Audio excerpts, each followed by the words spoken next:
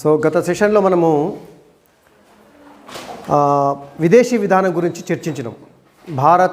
స్వతంత్ర భారతదేశం ఎలాంటి విదేశాంగ విధానాన్ని అవలంబించింది, విదేశీ విధానంలో తనదైనటువంటి ముద్ర వేశారు ప్రధానమంత్రి నెహ్రూ, తొలి ప్రధానమంత్రి. మనకు తెలుసు అప్పటికి భారతదేశానికి స్వాతంత్రం వచ్చే నాటికి ప్రపంచవ్యాప్తంగా రెండు భిన్న ధృవాలుగా ప్రపంచ దేశాలు చీలిపోయినాయి. అమెరికా అంటే యుఎస్ఏ నేతృత్వంలో ఒక బృందం, యుఎస్ఎస్ఆర్ నేతృత్వం సోవియట్ రష్యా నేతృత్వంలో ఒక బృందంగా ప్రచ్ఛన్న యుద్ధం అంటాం దాన్ని. ఆ విధంగా చీలిపోవటాన్ని ప్రచ్ఛన్న యుద్ధం అంటాం. అంటే ప్రపంచం అప్పుడు ద్విధ్రువ ప్రపంచంగా విడిపోయింది. ద్విధ్రువ ప్రపంచం రెండు ధృవాలుగా విడిపోయింది. ఒక ధృవానికి యుఎస్ఏ నేతృత్వం ఇస్తే ఇంకొక ధృవానికి యుఎస్ఎస్ఆర్ నేతృత్వం ఇచ్చింది. సో మిగిలిన దేశాలు అంటే ముఖ్యంగా కొత్తగా స్వాతంత్ర్యం పొందినటువంటి దేశాల మీద ఒత్తిడి పెరిగింది. ఏ శిబిరంలోకి చేరాలి, అటు రష్యా కానీ ఇటు అమెరికా కానీ ఒత్తిడి తీసుకొస్తున్నటువంటి సందర్భంలో నెహ్రూ గారు చాకచక్యంగా వ్యవహరించి ఒక పక్షం వైపు మొగ్గు చూపకుండా స్వతంత్ర విదేశీ విధానానికి రూపకల్పన చేసిండు. దాన్నే అలీనోద్యమం అంటాం. మనలాంటి దేశాలు మరికొన్ని దేశాలను కలుపుకొని ఈజిప్టు, ఇండోనేషియా, యుగోస్లేవియా లాంటి దేశాలను కలుపుకొని అలీన ఉద్యమంగా రూపొందించి అటు రష్యాతో కానీ ఇటు అమెరికాతో కానీ అంటగాగటానికి వ్యతిరేకించిండు. అంటగాగటం అంటే ఏంది? ఇది తప్పైనా రైట్ అయినా వాళ్ళనే సమర్థించాలి. అలా కాకుండా విదేశీ విధానంలో స్వతంత్రంగా వ్యవహరించడము, అందరితో కలిసి సత్సంబంధాలు ఏర్పాటు చేసుకోవటము, ఎట్ ద సేమ్ టైం అంతర్జాతీయంగా వచ్చే సమస్యలలో పరిష్కరించడంలో కీలక పాత్ర పోషించడం కూడా. మాకెందుకులే అని చెప్పేసి దూరంగా ఉండటం కాదు. సమస్య వచ్చినప్పుడు మన భారతదేశం లాంటి దేశాలు కూడా జోక్యం చేసుకొని ఆ సమస్యలను నివారించి ఆ సమస్యలు యుద్ధాలకు దారితీయకుండా నివారించడం కోసం కూడా చొరవ తీసుకోవడం కూడా ఈ అలీనోద్యమంలో ఒక భాగంగా చెప్పడం జరిగింది. దాంతోపాటుగా ఇరుగు పొరుగు దేశాలతోటి ఎలా వ్యవహరించాలి అన్న దాని మీద పంచశీల సూత్రాలను కూడా రూపొందించారు. ఎవరు? నెహ్రూ, జవహర్లాల్ నెహ్రూ. సో ఆ విధంగా స్వతంత్ర భారతదేశంలో విదేశీ విధానంకి గట్టి పునాదులు వేశారు జవహర్లాల్ నెహ్రూ. ఈ విధంగా జవహర్లాల్ నెహ్రూ అనేక రంగాలలో తనదైనటువంటి ముద్ర, వ్యవసాయ రంగంలో భారీ నీటిపారుదల ప్రాజెక్టులు కట్టడానికి కావచ్చు, పంచవర్ష ప్రణాళికలకు ఆయన బీజం వేయటం కావచ్చు, విదేశీ విధానంలో తనదైన ముద్ర వేయటం కావచ్చు, ఇలా సుదీర్ఘకాలం పాటు పరిపాలన చేసినటువంటి నెహ్రూ గారు 1947 నుంచి స్వాతంత్రం వచ్చినప్పటి నుంచి ఆయనే ప్రధానమంత్రిగా కొనసాగుతున్నారు. 1952లో ఎలక్షన్ జరిగినప్పుడు కాంగ్రెస్ పార్టీ గెలవడంతో ఆయన ప్రధానమంత్రి అయ్యారు. 57లో, ఆ తర్వాత 62లో కూడా మొదటి 3 సార్వత్రిక ఎన్నికల్లో కూడా కాంగ్రెస్ పార్టీ విజయ దుందుబి మోగించి కాంగ్రెస్ పార్టీ తరఫున జవహర్లాల్ నెహ్రూ ప్రధానమంత్రిగా పనిచేయడం జరిగింది. ఇలా దాదాపు 17 సంవత్సరాల పాటు, ఇప్పటికీ కూడా అత్యధిక సంవత్సరాల పాటు ప్రధానమంత్రిగా పనిచేసింది ఎవరంటే నెహ్రూ గారే. ఆ రికార్డు ఇంకా చెరిగిపోలే ఆయన. అలాంటి నెహ్రూ స్వతంత్ర భారతదేశం, అందుకే ఆయనని ఆధునిక భారతదేశ నిర్మాత అంటారు. The founder of modern India. ఆధునిక భారతదేశానికి పునాది వేసిండు నిర్మాత ఆయన. అలా చేసినటువంటి నెహ్రూ హఠాత్తుగా 1964 మే 27వ తారీఖున హఠాత్తుగా మరణించడం అనేది జరిగింది. నెహ్రూ గారు న్యాచురల్ డెత్, ఆయన సహజంగా మరణించడం జరిగింది. తర్వాత ఎవరు మరి నెహ్రూ అంత సమర్థవంతంగా భారతదేశాన్ని ముందుకు నడిపించేటటువంటి వ్యక్తి ఎవరు అనేటటువంటి ఒక సంక్షోభం ఏర్పడింది. ఒక సంక్షోభం అంటే ఒక రకమైనటువంటి క్రైసిస్, ఇంగ్లీష్లో క్రైసిస్ అంటాం. ఎవరు? విదేశాల్లో చాలామంది ఏమనుకుంటే విదేశీయులు ఇక భారతదేశం పని అయిపోయింది, ఒక సమర్థవంతమైనటువంటి నేతను కోల్పోయింది, ఆయనలాగా అన్ని రంగాలలో తనదైన ముద్ర వేసుకుంటూ భారతదేశాన్ని ముందుకు నడిపించేటటువంటి వ్యక్తి భారతదేశంలో లేరు, ఇక దీంతో దేశం మళ్ళీ అనైక్యతగా చీలిపోతుంది, ముక్కలు చెక్కలు అయిపోతుంది అని చెప్పేసి కొంత ఊహాగానాలు వచ్చినాయి విదేశాలలో. కానీ వాళ్ళు ఊహించినట్టుగా కాకుండా అంత బలహీనమైనటువంటి దేశం కాదు మంది అని చెప్పేసి నెహ్రూ గారు చనిపోగానే ఇమ్మీడియట్గా మన గుల్జారీ లాల్ నందాను తాత్కాలిక ప్రధానమంత్రిగా ఎంపిక చేసుకున్నారు. ఎందుకంటే నెహ్రూ చనిపోయిన తర్వాత ఆయన అంత్యక్రియలు చేయాలి, కొంతకాలం తీసుకోవాలి కదా, సంతాప దినాలు ఉంటాయి. ఆ సంతాప దినాలు అయిపోయిన తర్వాత మళ్ళీ కాంగ్రెస్ పార్టీకి చెందినటువంటి ఎంపీలందరూ సమావేశమై మళ్ళీ వాళ్ళల్లో ఒకరిని ప్రధానమంత్రిగా ఎంపిక చేసుకుంటే రాష్ట్రపతి ఆయనని పిలిచి ప్రధానమంత్రిగా ప్రమాణ స్వీకారం చేస్తాడు. దీనికి కొంత టైం పడుతుంది. కాబట్టి ఇమ్మీడియట్గా ఆయన చనిపోయిన రోజే ఆ నెహ్రూ మంత్రివర్గంలో అత్యంత సీనియర్ అయినటువంటి గుల్జారీ లాల్ నందాను ప్రధానమంత్రిగా, తాత్కాలిక ప్రధానమంత్రి అంటే ప్రధానమంత్రిగా పనిచేసింది కాబట్టి ఆయనని మనం తాత్కాలికంగా అంటున్నాం, కానీ ప్రధానమంత్రి అయినా అది 4 రోజులు పనిచేసినా 1 రోజు పనిచేసినా ప్రధానమంత్రే. సో ఆ విధంగా గుల్జారీ లాల్ నందాను కాంగ్రెస్ పార్టీ తాత్కాలికంగా ప్రధానమంత్రిగా ఎంపిక చేసుకుంటున్న తర్వాత ఒక 13 రోజుల తర్వాత, అంటే నెహ్రూ గారి అంత్యక్రియలు సంతాప దినాలు ముగిసిన తర్వాత ఈ పార్లమెంటరీ పార్టీ సమావేశం జరిగింది. అంటే ఎంపీలందరూ సమావేశమయ్యారు. ఎవరిని మనం ఎంచుకోవాలి నెహ్రూ స్థానంలో ప్రధానమంత్రిగా అనుకున్నప్పుడు అప్పటికి చాలా సీనియర్ అయినటువంటి మన మొరార్జీ దేశాయ్ పోటీకి వచ్చిండు. మొరార్జీ దేశాయ్ నాకు ప్రధానమంత్రి పదవి కావాలి, ఎందుకంటే నేను సీనియర్ని, అన్ని రకాలుగా స్వాతంత్రోద్యమంలో పాల్గొన్నాను, ఆ తర్వాత ఇప్పుడున్నటువంటి వాళ్ళలో రాజకీయాలలో మంచి సీనియరు. అయితే అప్పటికే నెహ్రూ మంత్రివర్గంలో ఉన్నటువంటి లాల్ బహదూర్ శాస్త్రిని మిగతా వాళ్ళు ఎంపిక చేసుకోవడం జరిగింది కొన్ని కారణాల వల్ల. మొరార్జీ దేశాయ్ యొక్క నాయకత్వాన్ని కాంగ్రెస్ పార్టీలో ఉన్నటువంటి కొంత వేరే వాళ్ళు కొంత వ్యతిరేకించడంతో అటు ఇటు కాకుండా ఒక సౌమ్యుడు వర్గం లేనటువంటి వాడు, మంచివాడు అనేటువంటి ముద్ర ఉన్నటువంటి నెమ్మదస్తుడు అనేటటువంటి లాల్ బహదూర్ శాస్త్రిని తెర మీదకి తీసుకొచ్చారు మిగతా కాంగ్రెస్ నాయకులు. ఈయనని పక్క తప్పడం కోసం, మొరార్జీ దేశాయ్ని ప్రధానమంత్రిగా పక్కకు తప్పియడం కోసము లాల్ బహదూర్ శాస్త్రిని తీసుకొచ్చారు. లాల్ బహదూర్ శాస్త్రి అయితే మేము చెప్పిన మాట వింటాడు, సౌమ్యుడు అని చెప్పేసి ఆయన తీసుకురావడం అనేది జరిగింది. లాల్ బహదూర్ శాస్త్రి నేపథ్యం ఏంటంటే గాంధేయవాది, స్వాతంత్ర సమరయోధుడు, చిన్నతనం నుంచి చాలా కష్టపడి పైకొచ్చిండు, అత్యంత నిజాయితీపరుడు. నెహ్రూ మంత్రివర్గంలో ఆయన రైల్వే శాఖ మంత్రిగా ఉన్నప్పుడు ఒకసారి రైలు ప్రమాదం జరిగితే, రైలు యాక్సిడెంట్ అయితే చాలామంది చనిపోయారు. ఆ చనిపోయిన దానికి బాధ్యత వహిస్తూ మంత్రి పదవికి రాజీనామా చేసిండు. ఆయన అంత నిజాయితీపరుడు. వాస్తవానికి ఆ ప్రమాదంతో ఈయనకి పెద్దగా సంబంధం లేదు, అయినా కూడా నైతిక బాధ్యత నాదే, నేను రైల్వే శాఖ మంత్రిగా ఉన్నా కాబట్టి అని చెప్పేసి ఆయన రాజీనామా చేసిండు. అంతటి నిబద్ధత ఉన్నటువంటి వ్యక్తి లాల్ బహదూర్ శాస్త్రి, నిబద్ధత ఉన్నటువంటి వ్యక్తి. ఆయనని తెర మీదకి తీసుకొచ్చేసరికల్లా మొరార్జీ దేశాయ్ సరే సైడ్ అయిపోయిండు, తప్పుకుండు. ఆ లాల్ బహదూర్ శాస్త్రి గారు ప్రధానమంత్రిగా ప్రమాణ స్వీకారం చేయడం జరిగింది. తాత్కాలిక ప్రధానమంత్రిగా ఉన్నటువంటి గుల్జారీ లాల్ నందా తప్పుకున్నాడు. 13 రోజుల తర్వాత పూర్తి స్థాయి ప్రధానమంత్రిగా లాల్ బహదూర్ శాస్త్రి ప్రమాణ స్వీకారం చేయడం జరిగింది 1964లో. శాస్త్రి గారు ప్రధానమంత్రి కావడంతో ఆయనకి అదొక ప్రధానమంత్రి పదవి ఒక పూల కిరీటం కాకుండా ముళ్ళ కిరీటంలో తయారైంది, పూల పాన్పు కాదు. ఎందుకంటే అనేక సమస్యలు ఒకేసారి ఆయన పరిష్కరించాల్సినటువంటి పరిస్థితి ఏర్పడింది. చాలా సమస్యలు వచ్చినాయి. ఇంటర్నల్గా అంటే భారతదేశంలో అంతర్గతంగా సమస్యలు వచ్చినాయి, బయట దేశాల నుంచి కూడా సమస్యలు వచ్చినాయి. పాకిస్తాన్ తోటి ఒక యుద్ధం జరిగింది ఆయన కాలంలో. ఆ తర్వాత ఇంటర్నల్గా హిందీ వ్యతిరేక ఉద్యమం అని చెప్పేసి పెద్ద ఎత్తున దక్షిణ భారతదేశంలో ముఖ్యంగా తమిళనాడులో హిందీ భాషకు వ్యతిరేకంగా పెద్ద ఎత్తున ఉద్యమం వచ్చింది. ఆ ఉద్యమం ఎంత దాకా దారితీసిందంటే తమిళనాడు లాంటి ప్రాంతాలు అసలు దేశం నుంచి విడిపోయి ఒక ప్రత్యేక దేశంగా మేము విడిపోతామనే దాకా పోయిందన్నట్టు ఆ ఉద్యమం. దాన్ని కూడా శాస్త్రి గారు చాకచక్యంగా ఏ విధంగా పరిష్కరించిండు. ఈ హిందీ వ్యతిరేక ఉద్యమం, ఆ ఉద్యమము దేశ విభజనకు గురి కాకుండా దేశ సమైక్యతను సమగ్రతను కాపాడుతూ దానిని ఏ విధంగా ఆ సమస్యను పరిష్కరించిండు. పాకిస్తాన్ తోటి వచ్చినటువంటి యుద్ధాన్ని, ఆ యుద్ధంలో భారతదేశాన్ని ఏ విధంగా విజయవంతంగా ముందుకు నడిపిండో మనం ఒకసారి చూద్దాం. లాల్ బహదూర్ శాస్త్రి ఫస్ట్లో ఆయన మెతకవాడు, ఇంకా ఆయన పొడవు చాలా తక్కువ ఉంటాడు, పొట్టివాడు అంటారు. పొట్టివాడు అయినా మహా గట్టివాడు అన్నట్టు. లాల్ బహదూర్ శాస్త్రి నిర్ణయాలు తీసుకోవడంలో దృఢ సంకల్పం ఉన్నటువంటి వ్యక్తి. మొదట్లో వాళ్ళు అనుకున్నట్టుగా మెతకగా ఉంటాడు, మేము చెప్పిన మాట వింటాడు అని చెప్పేసి అనుకుంటే ఆ తర్వాత వాళ్ళందరినీ ఎక్కడ ఉంచాలో అక్కడ ఉంచి పూర్తి అధికారాలు చేపట్టి సమర్థవంతంగా దేశాన్ని ముందుకు నడిపించిండు ఆయన కాలంలో. ఆయన సరే ఒకసారి యుద్ధం గురించి చెప్పుకుందాము.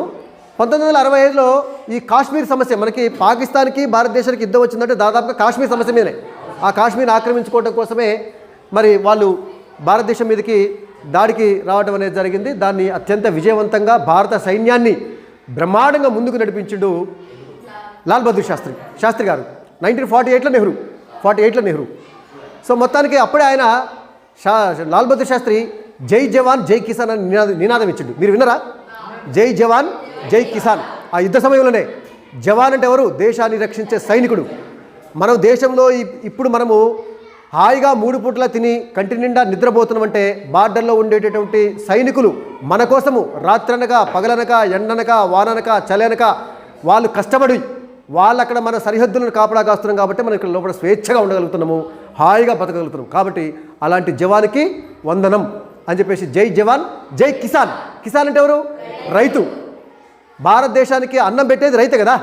సో కాబట్టి రైతు యొక్క సేవలు, సైనికుడి యొక్క సేవలకి సలాం అంటూ ఆయన జై జవాన్ జై కిసాన్ అనేటటువంటి నినాద రూపకర్త శాస్త్రి గారే, లాల్ బహదూర్ శాస్త్రి. మీరు గుర్తుంచుకోండి, జీకే బిట్టు. రైట్. సో ఆ విధంగా పాకిస్తాన్ని బ్రహ్మాండంగా మన పాకిస్తాన్తో యుద్ధంతో మన సైన్యాన్ని ముందుకు నడిపించి చాకచక్యంగా నిర్ణయాలు తీసుకొని అతి తక్కువ కాలంలోనే పాకిస్తాన్ని చిత్తుగా ఓడించడం అనేది జరిగింది. ఆ విధంగా పాకిస్తాన్ మీద సాధించినటువంటి విజయంతో లాల్ బహదూర్ శాస్త్రి యొక్క నాయకత్వ పటిమ దేశం మొత్తానికి తెలిసి వచ్చింది. ఈయన మెతకవాడు, నెమ్మదస్తుడే కాదు, అవసరమైతే నిర్ణయాలు తీసుకోవడంలో చాలా దృఢంగా ఉంటాడు, ఉక్కు సంకల్పంతో ఉంటాడు. దేశాన్ని నెహ్రూకి ధీటుగా దేశాన్ని ముందుకు నడిపించేటటువంటి చాకచక్యము, తెలివితేటలు, సమర్థత శాస్త్రికి ఉన్నది అని చెప్పేసి ఆయన నిరూపించుకోవడం జరిగింది. అంతేకాకుండా ఆయన అధికారంలోకి వచ్చినటువంటి అతి తక్కువ కాలంలోనే ఆయన ఎదుర్కొన్నటువంటి ప్రధాన సమస్య ఏంటంటే హిందీ వ్యతిరేక ఉద్యమం. హిందీ నాట్ హిందూ, హిందీ వ్యతిరేక ఉద్యమం. సో 1963లో అధికార భాషా చట్టాన్ని ఆమోదించడం జరిగింది. ఒకసారి దీని నేపథ్యాన్ని మనం చూసినట్లయితే భారతదేశంలో కొన్ని వందల భాషలు ఉన్నాయి, మనం చెప్పుకున్నాం కదా. లిపిలేని భాషలతో పోలిస్తే ఆ సంఖ్య వేలలోకి చేరుతుంది. చాలా భాషలు ఉన్నాయి కాబట్టి ఒక్కొక్క ప్రాంతంలో ఒక్కొక్క భాష మాట్లాడతారు. ప్రధానంగా హిందీ అనేది ఉత్తర భారతదేశంలో మాట్లాడేటటువంటి భాష. ఉత్తర భారతదేశంలో ఉత్తరప్రదేశ్, మధ్యప్రదేశ్, ఇది రాజస్థాను, ఈ బీహారు, జార్ఖండ్ లాంటి ప్రాంతాల్లో ఎక్కువ భాష మాట్లాడేది హిందీ భాష. తర్వాత దక్షిణ భారతదేశంలో వచ్చేసి ఈ తెలుగు, తమిళము, మలయాళము, కన్నడము భాష ఉన్నాయి కదా, వాటిని ద్రవిడ భాషలు అంటారు ఈ ప్రాంతంలో. దాంతోపాటు ఒరియా, తర్వాత బెంగాలీ, తర్వాత గుజరాతీ, తర్వాత వచ్చేసి పంజాబీ భాష, ఇలా చాలా భాషలు ఎక్కువ మొత్తంలో మాట్లాడేటువంటి భాషలు ఏనమ్మా ద్రవిడ భాషలు అంటారు. ద్రవిడ భాషలు ఈ ప్రాంతాన్ని మొత్తాన్ని ద్రవిడ భాషలు అంటారంటూ. ఏది దక్షిణ భారతదేశంలో మాట్లాడే తెలుగు భాష, తర్వాత తమిళము, తర్వాత కన్నడము, తర్వాత మలయాళము, వీటిని ద్రవిడ భాషలు అంటారు దక్షిణ భారతదేశంలో మాట్లాడే భాషలు. ఉత్తర భారతదేశంలో ఎక్కువ మాట్లాడేది హిందీ భాష. వేరే భాషలు కూడా ఉన్నాయి, హిందీ భాష ఎక్కువ మాట్లాడుతారు. సో మరి దేశానికి అధికార భాష ఏది అన్నప్పుడు 1963లో దేశ అధికార భాషగా హిందీని గుర్తిస్తూ దేశంలో ఉన్న వాళ్ళందరూ కూడా హిందీని నేర్చుకోవాలి అని చట్టం చేయడం జరిగింది. దీన్ని దక్షిణ భారతదేశ ప్రజలు చాలా వ్యతిరేకించారు. ఎందుకంటే హిందీకి మాకు చాలా అంతరం ఉంటుంది, మా సొంత భాష మేము మాట్లాడుకుంటాం, హిందీ భాషను మేము ఎందుకు నేర్చుకోవాలి అని మేము హిందీ భాష నేర్చుకోము. ఎందుకంటే ఇప్పుడు ఒకళ్ళొకళ్ళు ఒక భాష వాళ్ళు ఇంకొక భాష వాళ్ళు మాట్లాడుకోవాలంటే అందరినీ కలిపే ఒక భాష ఉండాలి. ఇప్పుడు ఒక వ్యక్తి ఉన్నాడంటే దేశంలో అన్ని భాషలు నేర్చుకోలేడు కదా. తెలుగు వాళ్ళతో మాట్లాడేటప్పుడు తెలుగు భాష, కన్నడ వాళ్ళతో మాట్లాడేటప్పుడు కన్నడ భాష, మరాఠీ వాళ్ళతో మాట్లాడేటప్పుడు మరాఠీ భాష, అన్ని భాషలు నేర్చుకోలేం కదా. అందరినీ కలిపేసి అందరినీ కనెక్ట్ చేసేటట్టు ఒక భాష కావాలి. ఏ భాష పెడదాము అని అనుకున్నప్పుడు ఉత్తర భారతదేశంలో ఎక్కువ హిందీ భాష మాట్లాడుతూ భారతదేశంలోనే ఎక్కువ మంది మాట్లాడే భాష హిందీ. కాబట్టి హిందీని అధికార భాషగా చేస్తూ 1963లో ఒక చట్టాన్ని చేసింది, అధికార భాషా చట్టం అంటారు, అవునా. కాబట్టి ఇది భారతదేశ అధికార భాష కాబట్టి భారతదేశంలో ప్రజలందరూ కూడా హిందీని నేర్చుకోవాలి అని చట్టం చేస్తే దక్షిణ భారతదేశ ప్రజలు వ్యతిరేకించారు. ముఖ్యంగా తమిళనాడు ప్రజలు బాగా వ్యతిరేకించారు. ఈ తమిళనాడు హిందీకి బాగా వ్యతిరేకనట్టు. వాళ్ళు తమిళ భాష అన్నా, తమిళ సాంప్రదాయం అన్నా తమిళ సాంప్రదాయాలు అంటే వాళ్ళు చాలా చెవి కోసుకుంటారట. అంటే గట్టి భాషాభిమానులు తమిళులు. మేము హిందీ నేర్చుకోము, మరి మనల్ని కనిపించే భాష ఏంటంటే ఇంగ్లీష్ ఉందిగా, ఇంగ్లీష్ నేర్చుకుంటాం. మీకు ఇంగ్లీష్ వస్తుంది, మాకు ఇంగ్లీష్ వస్తుంది, ఇక హిందీ అవసరం ఏంది అని చెప్పేసి మా మాతృభాష మేము మాట్లాడతాం, వేరే వాళ్ళతో మాట్లాడేటప్పుడు English. Why? Because it is international language. భారతదేశంలో కాదు, వేరే దేశంలో పోయినా కూడా ఇంగ్లీష్ మాట్లాడచ్చు. కాబట్టి మేము ఎట్టి పరిస్థితుల్లో హిందీ నేర్చుకోము అని చెప్పేసి బలవంతంగా చట్టం చేస్తే ఆ చట్టానికి వ్యతిరేకంగా దక్షిణ భారతదేశంలో ముఖ్యంగా తమిళనాడులో ఉన్నటువంటి డిఎంకే పార్టీ, డిఎంకే ద్రవిడ మున్నెట్ర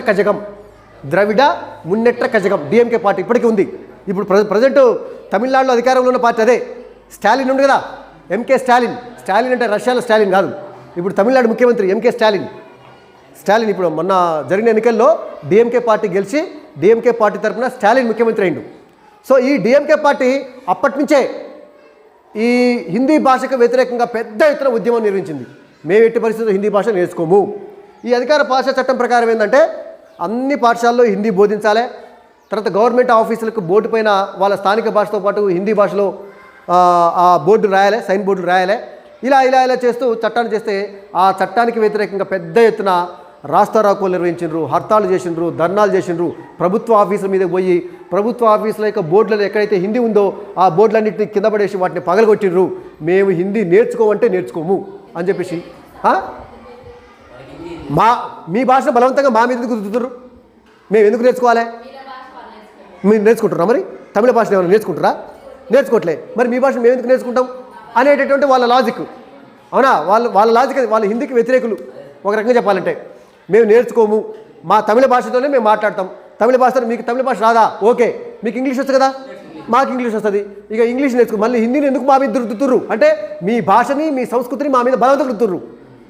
మా తమిళ మీరు నేర్చుకుందాం అనేటటువంటి వాదన తీసుకొచ్చి తమిళ ప్రజలు చెబుతున్న ఇంతకుముందు భాషాభిమానం, తమిళ సంస్కృతి అభిమానము దక్షిణ భారతదేశంలో చాలా తమిళులకు బాగా ఉంటుంది అన్నట్టు.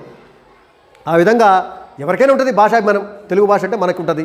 అవునా? ఎవరి మాతృభాష వాళ్ళకి అభిమానం ఉంటుంది. కాకపోతే కొంత ఎక్కువ అభిమానం అన్నట్టు వాళ్ళకి తమిళులకి. అలాగే తమిళ భాష అన్నా తమిళ సంస్కృతి అన్నా తమిళ ప్రజలకు చాలా అభిమానం. అందుకని హిందీని వ్యతిరేకిస్తూ హిందీ భాషను మేము నేర్చుకోము అని చెప్పేసి ఈ అధికార భాష చట్టం ఉంది కదా, ఆ చట్టానికి సంబంధించినటువంటి పత్రాలను కూడా తగలబెట్టారు. చట్టాన్ని అంటే చట్టం యొక్క పత్రం అంతేకాదు, హిందీ భాషలో ఉన్నటువంటి రాజ్యాంగాన్ని కూడా తగలబెట్టారు. రాజ్యాంగం తగలబెట్టే మామూలు విషయం కాదు, దేశాన్ని ధిక్కరించినట్టు, ఒక రకంగా దేశద్రోహం అన్నట్టు కాకపోతే ఏంటంటే వాళ్ళు హిందీ భాషను మేము నేర్చుకోమని చెప్పేసి వాళ్ళ యొక్క అభిప్రాయాన్ని తీవ్ర స్థాయిలో ఈ విధంగా నిరసనలు వ్యక్తం చేయడం ద్వారా ప్రభుత్వ ఆఫీసులలో ఉన్నటువంటి ఆ బోర్డులు, హిందీ భాషలో ఉన్నటువంటి బోర్డులను పగలగొట్టడం ద్వారా, హిందీ భాషలో ఉన్నటువంటి రాజ్యాంగాన్ని తగలబెట్టడం ద్వారా పెద్ద ఎత్తున ఈ దశలో భారతదేశం మళ్ళీ భాషాపరంగా ముక్కలు చెక్కలవుతుందేమో అనేటటువంటి పరిస్థితులు చేయి దాచిపోయే విధంగా పరిణమించినాయి. మిగతా ప్రాంతాలు కూడా వీళ్ళకి సపోర్ట్ చేసిండ్రు. తెలుగు కావచ్చు, లేకపోతే మరాఠీ కావచ్చు, మలయాళం కావచ్చు, వాళ్ళు కూడా ఎవరి భాష వాళ్ళకి అభిమానం ఉంటుంది కదా. దీంతో పరిస్థితులు చేజారిపోతున్నాయని చెప్పేసి లాల్ బహదూర్ శాస్త్రి ఆయన గుర్తించి ఆయన ఏం చేసినట్టే వీళ్ళ యొక్క ఉద్యమాలని ఆందోళనకారులని శాంతపరచడం కోసము ఈ అధికార భాషా చట్టంలో కొన్ని సవరణలు చేసిండు. సవరణలు అంటే ఏంది? హిందీ భాష ఐచ్ఛికం అంటే మీ ఇష్టం. త్రిభాషా సూత్రం అయితే ఉంటుంది. త్రిభాషా సూత్రం అంటే ఏంది? ఒకటి స్థానిక భాష, ఒక జాతీయ భాష, ఒక అంతర్జాతీయ భాష. అవునా? స్థానిక భాష అంటేనేమో రీజనల్ లాంగ్వేజ్. తమిళ వాళ్ళు తమిళ్ నేర్చుకుంటారు, తెలుగు భాష ప్రజలు తెలుగు. అందుకే మీకు తెలుగుని ఫస్ట్ లాంగ్వేజ్ అంటారు. దాన్ని ఫస్ట్ లాంగ్వేజ్, మొదటి భాష. అవునా? తెలుగు ఉంటుంది. సెకండ్ లాంగ్వేజ్ అంటారు, హిందీ అనరు, సెకండ్ లాంగ్వేజ్ అంటారు. సెకండ్ లాంగ్వేజ్ హిందీ పెట్టుకోవచ్చు లేదా తమిళం పెట్టుకోవచ్చు. లేదు, ఇంగ్లీష్ అనేది ఇంగ్లీషే compulsory. English compulsory. Third language English ఉంటుంది. ఫస్ట్ లాంగ్వేజ్ మీ ఇష్టం వచ్చింది పెట్టుకోవచ్చు. మనం సాధారణంగా ఏది పెట్టుకుంటాం? మన మాతృభాష పెట్టుకుంటాం, మనకి సులభంగా ఉంటుంది కాబట్టి. సెకండ్ లాంగ్వేజ్ కూడా మీ ఇష్టం వచ్చింది ఎంచుకోవచ్చు. మలయాళం కావచ్చు, ఒరియా కావచ్చు, కన్నడం కావచ్చు, తమిళం కావచ్చు, ఏదైనా నేర్చుకోవచ్చు. మీకు ఆప్షన్ తెలుసా మీకు? దాని అందుకే సెకండ్ లాంగ్వేజ్ అంటారు. కాకపోతే మనం ఏం చేస్తామంటే హిందీనే పెట్టుకుంటాం సెకండ్ లాంగ్వేజ్ హిందీ. అందుకే హిందీకి మీకు తక్కువ మార్కులకే పాస్ ఇస్తారు. అంటే ఇది బలవంతంగా నేర్చుకోవాల్సిన అవసరం లేదు. హిందీ భాషలో ప్రవేశం ఉండాలి, దాని గురించి తెలిసి ఉండాలి. అంతే తప్పితే అందులోకి పూర్తిగా వెళ్ళిపోయి పూర్తిగా మన తెలుగులాగా ఇంగ్లీష్ లాగా గ్రామరు తర్వాత పెద్ద మొత్తంలో దాంట్లో నిష్ణాతులు కావాల్సినటువంటి అవసరం లేదు. ఎందుకంటే జాతీయ భాష కాబట్టి జాతీయ సమైక్యతను దృష్టిలో పెట్టుకొని హిందీ భాషను నేర్చుకోవాలని చెప్పేసి దానికి అంటే ఫ్లెక్సిబిలిటీ ఇచ్చింది. కొంచెం ఫ్లెక్సిబిలిటీ అవసరమైతే నేను హిందీ తీసుకోవద్దంటే ఇంకొక భాష తీసుకో, కానీ ఖచ్చితంగా 3 భాషలు అయితే ఉండాలి. త్రిభాషా సూత్రం. అందుకని మనం హిందీనే తీసుకుంటాం దాదాపుగా. తర్వాత ఇంగ్లీషు. ఈ విధంగా హిందీ తప్పనిసరి అని కాకుండా హిందీని ఒక ఐచ్ఛికం అంటే ఆప్షన్ అంటే ఏంది? ఇష్టం ఉంటే హిందీ, లేకపోతే ఇంకొక భాష. ఈ కన్నడము, మలయాళము, మరాఠీ, పంజాబ్ ఎందుకు? హిందీనే తీసుకుంటే అయిపోతుంది కదా అని చెప్పి మనం చాలామంది హిందీనే తీసుకుంటారు. అవునా? దాంట్లో కూడా పాస్ మార్కులు తక్కువ. బలవంతంగా దాని మీద రుద్దకుండా దాంట్లో బాగా చదవటం అని కాకుండా అవసరం అనుకుంటే నీకు హిందీ భాష మీద అభిమానం ఏర్పడితే హిందీలో మళ్ళీ నువ్వు డీప్కి వెళ్ళిపోయి అందులో ఉన్నత విద్య చదువుకోవచ్చు హిందీలో. సో ఆ విధంగా కొన్ని వెసులుబాటు ఇస్తూ కేంద్ర ప్రభుత్వము రాష్ట్ర ప్రభుత్వం మధ్య సంప్రదింపులు జరుగుతాయి చూశారు. ప్రత్యుత్తరాలు జరుగుతాయి కదా, వాటిని ఇంగ్లీష్ భాషలో అంతకుముందు అధికార భాష చట్ట ప్రకారం ఏంది? కేంద్రము రాష్ట్ర ప్రభుత్వాల మధ్య జరిగేటటువంటి ఉత్తర ప్రత్యుత్తరాలు హిందీలోనే ఉండాలి అని ఉండే. ఇప్పుడు ఏం చేసినారు? హిందీ కాకపోతే ఇంగ్లీష్ కూడా ఉండొచ్చు. అవునా? ఆ తర్వాత ఏంది? కొన్ని రాష్ట్రాలు తమ మాతృభాషను అధికార భాషగా పెట్టుకోవచ్చు. ఇప్పుడు మన తెలంగాణ ఉంది, అధికార భాష రాష్ట్ర ప్రభుత్వ అధికార భాష తెలుగు, మన మాతృభాష. అట్లా మిగతా రాష్ట్రాలు కూడా వాళ్ళ యొక్క మాతృభాషను అధికార భాషగా చేసుకోవచ్చు. దాంతోపాటుగా ఏంటి? ఈ సెంట్రల్ గవర్నమెంట్ కొన్ని పరీక్షలు నిర్వహిస్తుంది కదా ఉద్యోగాలకి, కాంపిటేటివ్ ఎగ్జామ్స్, సివిల్ పరీక్షలు, సివిల్స్ అంటారు వాటిని. ఈ సివిల్ సర్వీసెస్ ఎగ్జామ్స్ అధికార భాష చట్ట ప్రకారం ఏంటంటే హిందీలోనే జరుగుతాయి, ఎందుకంటే దేశ భాష కాబట్టి. ఇప్పుడు దాన్ని సరళించి ఏం చేసినట్టే హిందీతో పాటు ఇంగ్లీష్లో కూడా, హిందీతో క్వశ్చన్ పేపరు హిందీతో పాటు ఇంగ్లీష్లో కూడా ఇస్తారు. ఆ విధంగా ఈ అధికార భాషా చట్టంలో ఉన్నటువంటి నిబంధనలను కొన్నిటిని సరళతరం చేసి రాష్ట్ర ప్రభుత్వాలు వాళ్ళ యొక్క మాతృభాషను వాళ్ళ రాష్ట్రం యొక్క అధికార భాషగా పెట్టుకోవడానికి, అవసరమైతే ఇంగ్లీష్ను కూడా అధికార భాష పెట్టుకోవడానికి, కేంద్ర ప్రభుత్వంతో జరిగేటటువంటి ఉత్తర ప్రత్యుత్తరాలలో ఇంగ్లీషు భాషను ఉపయోగించుకోవడానికి, కేంద్ర ప్రభుత్వం నిర్వహించేటటువంటి ఉద్యోగ పరీక్షలలో హిందీతో పాటు ఇంగ్లీష్లో కూడా ప్రశ్నలు ఇచ్చే విధంగా దాన్ని సవరించనుంది. ఎందుకంటే హిందీ కావాలి, హిందీ వద్దు అనేటటువంటి ఉద్యమము పెద్ద ఎత్తున వచ్చి కాంగ్రెస్ పార్టీ కూడా చీలిపోయింది. చీలిపోవడం అంటే కాంగ్రెస్ పార్టీలో కూడా కొంతమంది ఏమో హిందీ భాషను అధికార భాష చేయాల్సిందే, దేశవ్యాప్తంగా బలవంతంగా నేర్చుకోవాల్సిందని కొంతమంది అంటే, అదే కాంగ్రెస్ పార్టీలో కొంతమంది హిందీ వ్యతిరేకులు ఉన్నారు. దక్షిణ భారతదేశంలో ఉన్నారు. కాంగ్రెస్ పార్టీలో 2 శిబిరాలు ఏర్పడ్డాయి, హిందీ అనుకూల, హిందీ వ్యతిరేక. దేశవ్యాప్తంగా హిందీ అనుకూల, హిందీ వ్యతిరేక శిబిరాలుగా చీలిపోయి అది దేశ సమైక్యతకు సమగ్రతకు భంగం వాటిల్లే విధంగా పరిణమించింది. ఒక దశలో ఈ తమిళనాడులో వచ్చినటువంటి ఉద్యమం ఏంటంటే, అసలు ఈ దేశం నుంచి మేము విడిపోయి ప్రత్యేకంగా తమిళ దేశాన్ని ఏర్పాటు చేసుకుంటాము అనే దాకా ఆ స్థాయికి ఉద్యమం వెళ్ళిపోయింది. మరి ఇలాంటి సమయంలో కేంద్ర నాయకత్వము చొరవ తీసుకోవాలి. చొరవ తీసుకొని ప్రజలు అక్కడ కోరుకుంటున్న దాన్ని నెరవేర్చాల్సిన అవసరం ఉంది. అందుకే కరెక్ట్ టైంలో లాల్ బహదూర్ శాస్త్రి చాకచక్యంగా వ్యవహరించి ఈ అధికార భాషా చట్టంలో కొన్ని సవరణలు చేసి బలవంతంగా మీ మీద హిందీ రుద్దము, మీరు అవసరం అనుకుంటే హిందీ నేర్చుకోండి, కేంద్ర ప్రభుత్వం నిర్వహించేటటువంటి ఉద్యోగాలలో చెప్పినాను చట్టాన్ని నెహ్రూ ఉన్నప్పుడు ఆమోదించారు, కానీ ఈయన వచ్చేసరికి అమలైంది. అది శాస్త్రి గారు వచ్చిన తర్వాత అది అమలైంది. వెరీ గుడ్, నువ్వు మంచిగా చూసావు. 1963 అంటే నెహ్రూ ఉన్నారు కదా, నెహ్రూ ఉన్నప్పుడే ఎందుకు ఉద్యోగం రాలేదంటే జస్ట్ అప్పుడు చట్టాన్ని ఆమోదించారు, అప్పుడు వాళ్ళ యొక్క నిరసనను వ్యక్తం చేసిండ్రు తమిళులు. బట్ శాస్త్రి గారు వచ్చిన తర్వాత అది అమల్లోకి వచ్చింది. వాస్తవానికి లాల్ బహదూర్ శాస్త్రి కూడా అధికార భాషా చట్టానికి అనుకూలుడే, హిందీ నేర్చుకోవాలి అందరు దేశ ప్రజలందరూ, ఎందుకంటే దేశ ప్రజలందరినీ కలిసి కట్టే అంటే అందరి మధ్య ఒక అనుసంధానంగా ఉండే భాష హిందీ భాష ఉండాలి. తద్వారా ఏంటంటే దేశ ప్రజల మధ్య ఈ కమ్యూనికేషన్ బాగా పెరుగుతుంది అని అనుకుంటున్నారు. కానీ ఉద్యమం ఒక రకంగా ఉంది, ఈయన అభిప్రాయం ఒక రకంగా ఉంది, ఉద్యమం ఒక రకంగా ఉంది. సో అయినా కూడా ఆయన ప్రజల యొక్క ఆకాంక్ష, అంటే ఉద్యమంలో చాలామంది ప్రజలు పాల్గొన్నారు, ప్రజల యొక్క ఆకాంక్ష ఒక రకంగా ఉంది, తను అనుకున్నది ఒక రకంగా ఉంది. అయినా కూడా ఈయన ఒక మెట్టు దిగి అధికార భాషా చట్టంలో ఉన్నటువంటి ఆ కఠినమైనటువంటి నిబంధనలు కొన్నింటిని సరళతరం చేసి రాష్ట్రాలు కూడా అధికార భాష పెట్టుకోవచ్చు ఆయా ప్రాంతీయ భాషలను. దాంతోపాటు హిందీని ఒక ఆప్షనల్గా, అంటే ఒక ఐచ్ఛిక అంశంగా తీసుకోవాలి. అందుకే హిందీ భాషకి మనకి పరీక్షలు తక్కువ మార్కులు ఉంటాయి. దాంతోపాటుగా కేంద్ర ప్రభుత్వంతో జరిపేటటువంటి ఉత్తర ప్రత్యుత్తరాలలో ఇంగ్లీష్ భాషను ఉపయోగించుకోవచ్చు.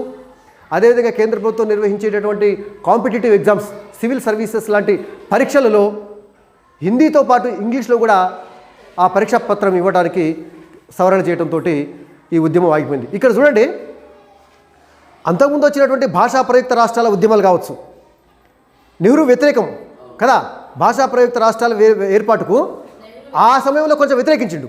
ఇప్పుడు కాదు తర్వాత చేసుకుందాం అనుకున్నాడు, అయినా కూడా చివరికి ఆయన చేయాల్సి వచ్చింది కదా భాషా ప్రయుక్త రాష్ట్రాలను. అంటే ఏంది, ప్రజాభిమానానికి, ప్రజల యొక్క ఉద్యమాలకు, ప్రజల యొక్క ఆకాంక్షలకు, ప్రజల యొక్క కోరికలకు చివరికి ఎంత పెద్ద నాయకుడైనా సరే వాటిని గుర్తించి వాళ్ళకు అనుగుణంగా చట్టాలను చేసిన పరిస్థితి వచ్చింది. అంతేగాని నాకు 350 మంది ఎంపీల బలం ఉంది, నా ఇష్టం వచ్చినట్టు చేస్తా, ప్రజల ఉద్యమాలతో నాకు సంబంధం లేదు అని అనుకున్నా నెహ్రూ? అనుకోలే. ఆయన ఒక రకంగా భయపడ్డాడు, భాషా ప్రయుక్త రాష్ట్రాల ఏర్పాటు అనేది దేశ విభజనకు దారితీస్తుందేమో అని భయపడి ఆయన వ్యతిరేకించిండు. కానీ తన అభిష్టానికి వ్యతిరేకంగా చట్టాన్ని చేసిండు. ఎందుకు? ప్రజాభిమానానికి తల వంచిండు, ప్రజా ఉద్యమానికి తల వంచిండు. ప్రజాభిమానం కాదు, ప్రజల ఉద్యమానికి, ప్రజల ఆకాంక్ష, తన ఆకాంక్ష తన కోరిక ఎట్లున్నా ప్రజల కోరికనే అక్కడ నెరవేరింది, అంతే కదా. ఇప్పుడు శాస్త్రి కూడా అంతే, ఆయన ఏంది అధికార భాషా చట్టానికి అనుకూలం, హిందీ భాషను దేశవ్యాప్తంగా అమలు చేయాలనుకుండు, కానీ ప్రజా ఉద్యమం ఒక రకంగా ఉంది, తన అభిష్టానికి వ్యతిరేకంగా దాంట్లో సవరణలు చేసిండు, మినహాయింపులు ఇచ్చిండు కదా. ఈ విధంగా నాయకత్వము ప్రజల యొక్క కోరికలు, ఆకాంక్షలు, ప్రజల యొక్క ఉద్యమాలు, ఆ ఉద్యమాల వెనుకున్నటువంటి లక్ష్యాలను అర్థం చేసుకుని తమ అభీష్టాలకు వ్యతిరేకంగా చట్టాలు చేసి ప్రజల యొక్క అభిప్రాయాన్ని నెరవేర్చే విధంగా వాళ్ళు చర్యలు తీసుకున్నారు కదా. అప్పుడు భాషా ప్రయుక్త రాష్ట్రాల ఏర్పాటు విషయంలో నెహ్రూ గారు కావచ్చు, హిందీ అధికార భాషా చట్టాన్ని అమలు చేయడంలో శాస్త్రి గారు కావచ్చు, ప్రజల యొక్క ఆకాంక్షలకు అనుగుణంగా వాళ్ళ వ్యక్తిగత కోరికలు, వాళ్ళ వ్యక్తిగత అభిప్రాయం ఎట్లా ఉన్నా ప్రజాభిప్రాయం మేరకే వాళ్ళు చట్టాలు చేసిండ్రు కదా. ఇది భారత ప్రజాస్వామ్యం సుదీర్ఘకాలం పాటు కొనసాగడానికి ఇది. అంటే నాయకత్వం అవసరమైతే ప్రజల అభిప్రాయానుకరంగా దిగుతుంది.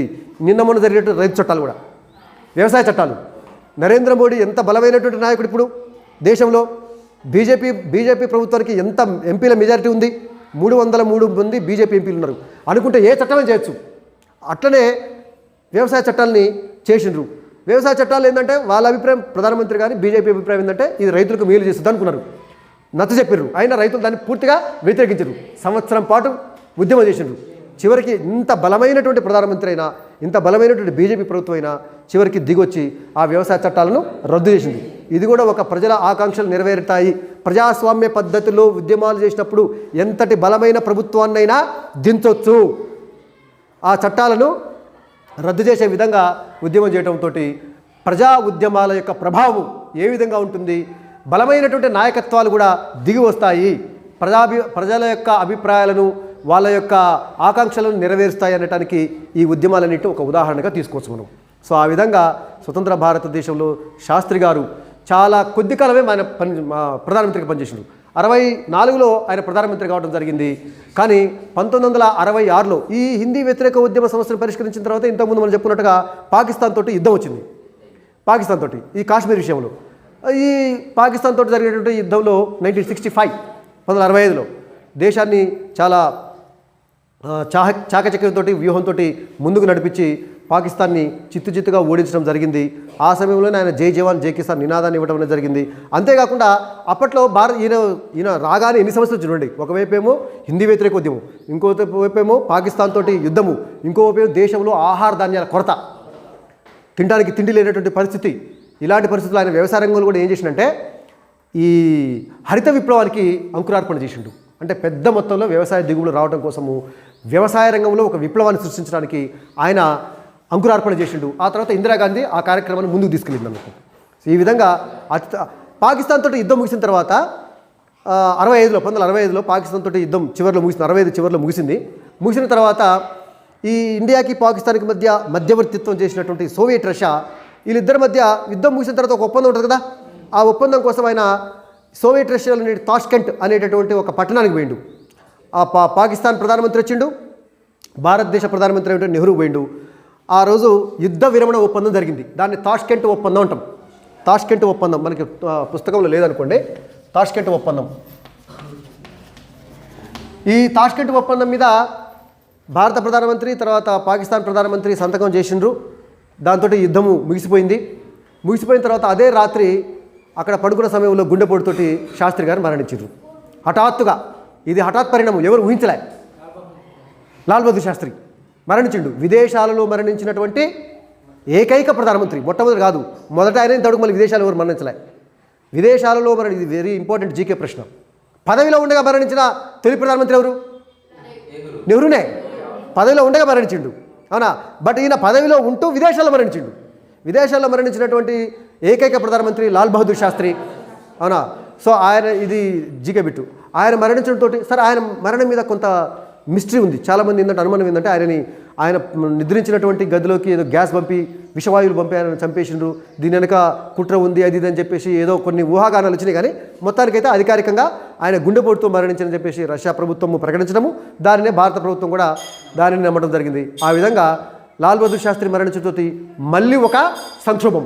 మళ్ళీ ఇప్పుడు మరి ప్రధానమంత్రి ఎవరు కావాలి? ఇప్పుడు దేశాన్ని ముందుకు నడిపించేది ఎవరు? ఎందుకంటే అనుకోని పరిస్థితుల్లో నెహ్రూ స్థానంలో వచ్చినటువంటి శాస్త్రి ఆ తర్వాత కాలంలో ఆయన బలమైనటువంటి నేతగా ఎదిగి కాంగ్రెస్ పార్టీ మీద, ప్రభుత్వం మీద గ్రిప్ సంపాదించి అటు పాకిస్తాన్ తోటి యుద్ధంలో విజయవంతంగా నడిపి ఇటు అంతర్గతంగా వస్తున్నటువంటి హిందీ వ్యతిరేక ఉద్యమం లాంటి సమస్యలను విజయవంతంగా పరిష్కరించి ఒక మంచి నేతగా ఎదుగుతున్న క్రమంలో హఠాత్తుగా మరణించిండు. మళ్ళీ ఇప్పుడు ఆ స్థానాన్ని భర్తీ చేసేది ఎవరు? మళ్ళీ మొరార్జీ దేశాయ్ ఇప్పుడైనా నాకు అవకాశం కావాలని వచ్చిండు. అలాంటి సమయంలో మళ్ళీ ఈ సంక్షోభాన్ని భారతదేశం ఎలా ఎదుర్కొంది, మళ్ళీ శాస్త్రి గారి స్థానంలో మరొక సమర్థవంతమైనటువంటి ప్రధానమంత్రిని ఎన్నుకున్నామా, ఆ తర్వాత జరిగినటువంటి పరిణామాలు ఏంటి అనేది మనము నెక్స్ట్ సెషన్లో చెప్పుకుందాం. ఓకేనా? రైట్.